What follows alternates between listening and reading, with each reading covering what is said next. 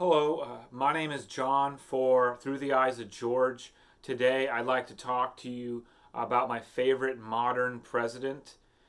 If you take all 45 presidents that we have and you section them out into equal parts, you get 15 per section. And Calvin Coolidge was the 30th president of the United States of America. And the reason why he is my favorite in the modern era in 2020 is because of his strong delineation between the three branches of government: the legislative, the judicial, and the executive. Now, in this video, I'm going to share with you a little bit about his life. I'm going to do some quotes and then some of his accomplishments, and then explain a little bit more why Calvin Coolidge is my favorite modern president and my favorite president right next to George Washington. So, Calvin Coolidge was born on July 4th, 1872 in Plymouth Notch, Vermont. And at the time, Ulysses S. Grant was still the president, which is kind of cool to think about. And then in 1895, he graduates, how do you say that? Cum laude? Cum laude or so? I think that's how you said it. Cum laude from Amherst College. And then he starts his career in politics as well in the late 1890s and has various political jobs and various political races. And then he wins a lot, and then he also loses some of his political races as well. And of everything I've read about Calvin Coolidge, I would say that the best moment in Calvin Coolidge's life, in his personal life, would be the day he married his wife, Grace Anna Goodhue, I think that's how you pronounce her last name, on October 4th, 1905. Calvin loved Grace. He loved her beyond anything else in Burlington, Vermont. He also continues his political career, and then on November 6th of 1910 or 1918, he gets elected governor of Massachusetts. And then on August 3rd, 1923, he wins the election to become the 30th president of the United States of America. And he also wins a second term in 1925, and he leaves office as president of the United States in 1929. And Calvin Coolidge passes away on January 5th, 1933 in Northampton, Massachusetts. Now, some of Calvin Coolidge's accomplishments: he reduced the federal budget. Then, how do you say that? What's the word I'm looking for? He reduced the federal budget than how he came into office. And it was $22.3 billion in 1923. And when he left office, it was $16.9 billion. That's a pretty good accomplishment. He had I guess you could say the Coolidge, Harding, Mellon tax cuts. He had the World War Adjusted Compensation Act of May 19th, 1924, also known as the Soldiers Bonus Act, the Indian Citizenship Act of June 2nd, 1924, the Immigration Act of May 26, 1924, also known as the Johnson-Reed Act.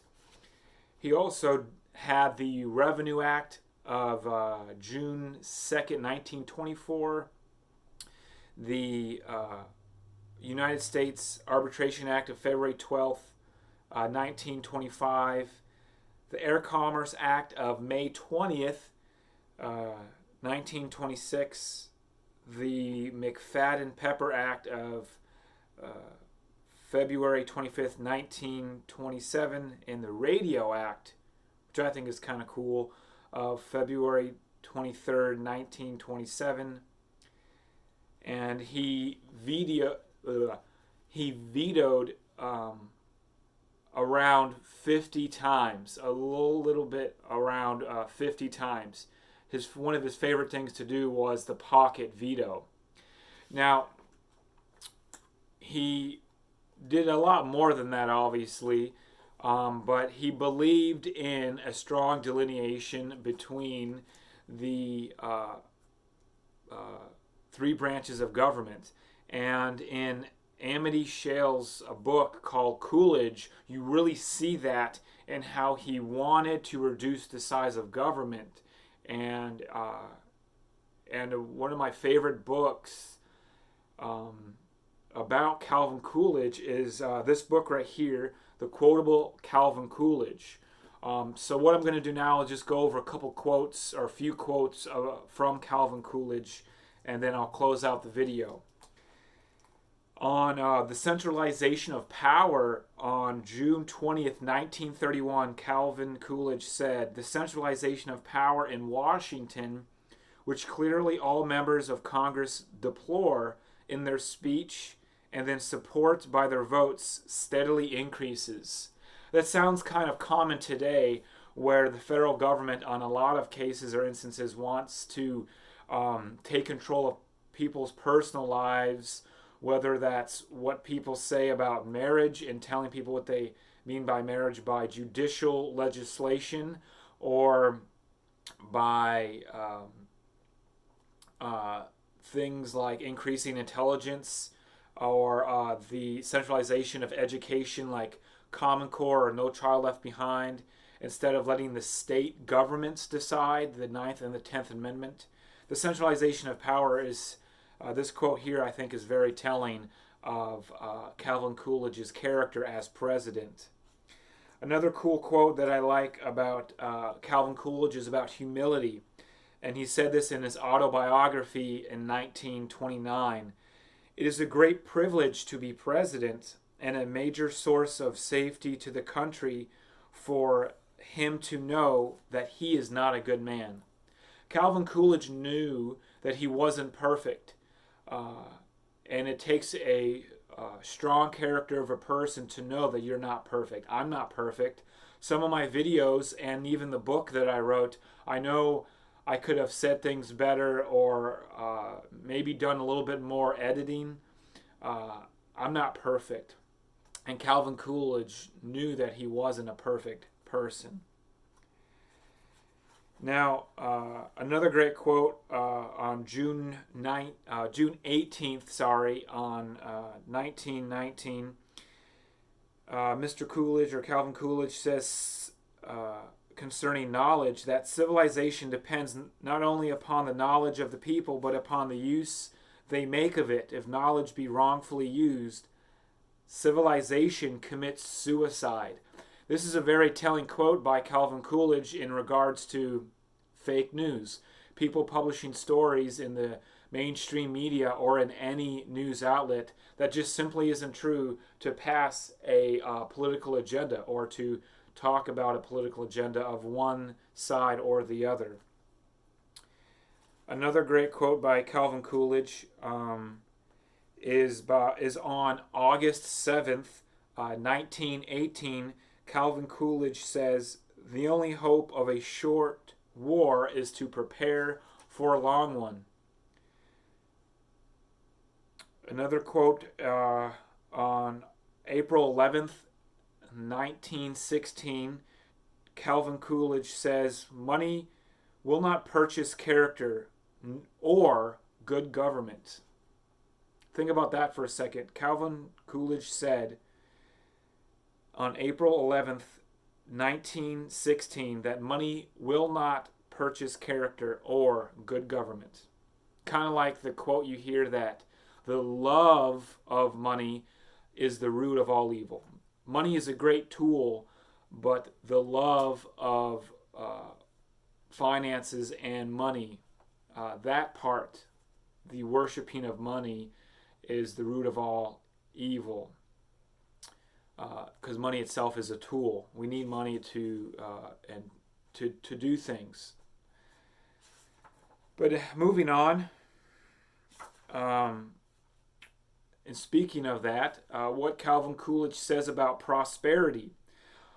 On June 11th, 1928, Calvin Coolidge says, prosperity is only an instrument to be used, not a deity to be worshipped.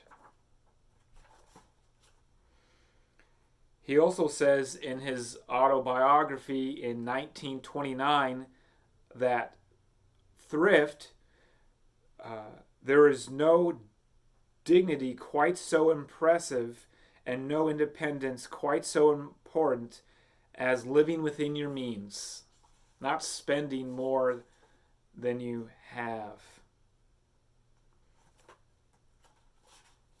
Calvin Coolidge also says, which I think is a very cool thing, switching gears here from prosperity and money to talking about other things. He says about veterans on July 27th, 1920, the nation that forgets its defenders will itself be forgotten. And the last quote I'm going to go to is about George Washington to close out this video. On February 20th, 1931, Calvin Coolidge says, February 22nd marks the birthday of George Washington. His stature has only increased with years. His public life was categorized by complete unselfishness. He needed no more prestance and no art. From every avenue of approach, we find a complete man. In all his actions, he was precise, accurate, methodical. It would be difficult to show him mistaken on any important question.